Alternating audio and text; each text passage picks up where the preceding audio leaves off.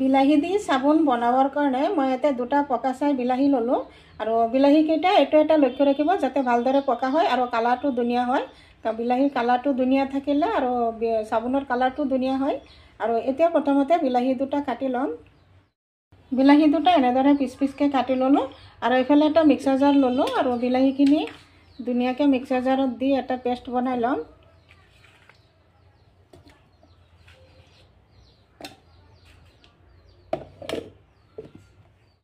বিলাহী দুটা ধুনীয়াকৈ এনেদৰে পেষ্ট বনাই ল'লোঁ আৰু এতিয়া বাটিত এটা এনেদৰে চাকনি বহাইছোঁ আৰু ধুনীয়াকৈ চাকি ল'ম যাতে বিলাহীৰ গুটিখিনি নপৰে, চাকনি দি থাকি যায় আৰু গুটিখিনি নালাগে আমাৰ, অনলি বিলাহীৰ ৰসখিনি দিম।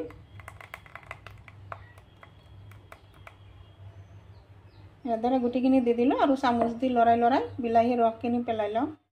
বিলাহীৰ ৰসখিনি এনেদৰে চাকি ল'লোঁ। দেখা পাইছে এইখিনি নিদিওঁ, এইখিনি ইয়াতে গুটি গুটি আছে, এইখিনি ল'ম তলৰখিনি আৰু এইখিনি পেলাই দিম, এইখিনি দৰকাৰ নাই। দেখা পাইছে এইখিনি ৰস চাকি ল'লোঁ বিলাহীৰ আৰু এইখিনি এটা ছাইডত ৰাখি দিলোঁ আৰু এইফালে লৈছোঁ পিঁয়াজ চাবোন ল'লোঁ আৰু চাবোন দি মই আজি হেৰিটো বনাম, বিলাহী চাবোনটো বনাম। আৰু ভাবিব যে পিঁয়াজ চাবোন দি আকৌ চাবোন কেনেদৰে বনায়, এইটো চাবোন আচলতে গ্লিচাৰিন, সম্পূৰ্ণ গ্লিচাৰিনযুক্ত চাবোন হয়। এইটো 100% গ্লিচাৰিনযুক্ত, সেইকাৰণে এইটো দি বনাম। আপোনালোকে পাৰিলে চব বেছ দি বনাব পাৰে, চব বেছ অনলাইনত অৰ্ডাৰ কৰিলেও পাব। আৰু এইটো চাবোনটো যিকোনো দোকানত পোৱা যায়, চব বেছটো সচৰাচৰ পোৱা নাযায়। আৰু এতিয়া মই চাবোনটো পেকেটৰ পৰা ওলাই ল'ম আৰু এতিয়া চাবোনটো মই সৰু সৰুকৈ টুকুৰা কৰি কাটি ল'ম নাকটো দি। গোটেইখিনি চাবোন কাটি ল'লোঁ আৰু চাবোনখিনি এই পেনটোত উঠাই লৈ আছোঁ। এনেদৰে সৰু সৰুকৈ টুকুৰা কৰি লৈছোঁ, এনেদৰে পটাপট গলি যায় চাবোনখিনি। এইফালে এটা পেনত আগতেই গৰম পানী বহাইছিলোঁ আৰু এতিয়া এইটো পেন এই গৰম পানীৰ ওপৰত বহাই দিলোঁ আৰু একেবাৰে ডাইৰেক্টলি গেছত বহাই নিদিব, এনেদৰে গৰম পানীত দি চাবোনখিনি গলাই ল'ম। এতিয়া দেখা পাইছে চাবোনখিনি গলিব ধৰিছে আৰু অলপ লৰাই দিলোঁ, এনেদৰে ধুনীয়াকৈ চাবোনখিনি গলাই লৈছোঁ, দেখা পাইছে। আৰু এতিয়া দি দিম এই টমেটো পেষ্টখিনি দি দি আছোঁ। ইয়াতে টমেটো পেষ্ট ইয়াতকৈ বেছি নিদিব, যিহেতু এটা চাবোনত দুটা টমেটো দিব, দুটা টমেটো পেষ্ট দিব, ইয়াতকৈ বেছি নিদিব। আৰু এনেদৰে ভালদৰে লৰাই দিলোঁ ধুনীয়াকৈ আৰু 2-3 মিনিটমান এনেদৰে ভালদৰে লৰাই ধুনীয়াকৈ মিক্স কৰি ল'ম। দেখা পাইছে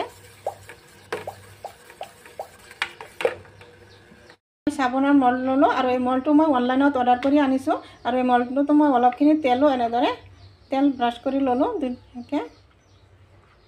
অলপ তেল বেছি হৈ গ'ল, এইখিনি এনেদৰে উঠাই দিলোঁ। অলপ তেল লগাই ল'লে চাবোনখিনি একদম ভালদৰে উঠি আহে।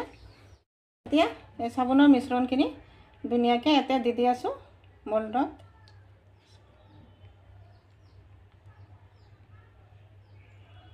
এইফালে আৰু এটা দি দি আছোঁ।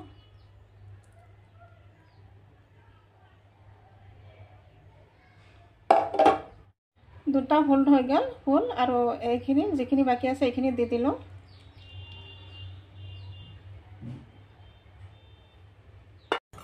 আৰু ইয়াতে এইখিনিত যিখিনি এক্সট্ৰাকৈ ফেন উঠিছে এই ফেনখিনি উঠাই দিম। এতিয়া ফেনখিনি থাকিলেও কোনো অসুবিধা নাই, কিন্তু দেখাত ভাল দেখা নাযায়। ফেনখিনি উঠাই দিলে ধুনীয়া দেখা যায় দেখাত। এনেদৰে উঠাই দি আছোঁ। দেখা পাইছে কালাৰটো কিমান ধুনীয়া হৈছে। আৰু এনেদৰে চাবোন বনালে, যিহেতু আজিকালি ঠাণ্ডা দিন, গাটো কোনো দাগ থাকিলে দাগো উঠি যায় আৰু গাও চাফা হয় ধুনীয়াকৈ, তেলতেলীয়া থাকে গাটো, গা নাফাটেও। ওপৰৰ ফেনখিনি উঠাই দিলোঁ। এয়া দেখা পাইছে কালাৰটো কিমান ধুনীয়া হৈছে। আৰু চাবোনখিনি এতিয়া নলৰাওঁ, ইয়াতেই ৰাখি দিম 4 ঘণ্টাৰ কাৰণে। 4 ঘণ্টাৰ পিছত আকৌ আহিলোঁ 4 ঘণ্টাৰ পিছত।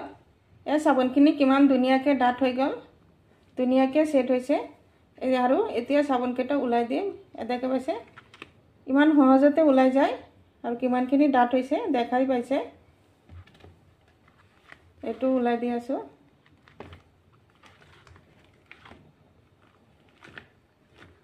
তাৰপিছত কিমান ধুনীয়া হৈছে, শব্দটো শুনা পাইছে? দেখা পাইছে, শুনা পাইছে শব্দটো? ইমান ধুনীয়া ডাঠ হৈছে। বিলাহী দি ইমান ধুনীয়া চাবোন যে হয়, নবনালেতো ভাবিবই নোৱাৰি। দেখা পাইছে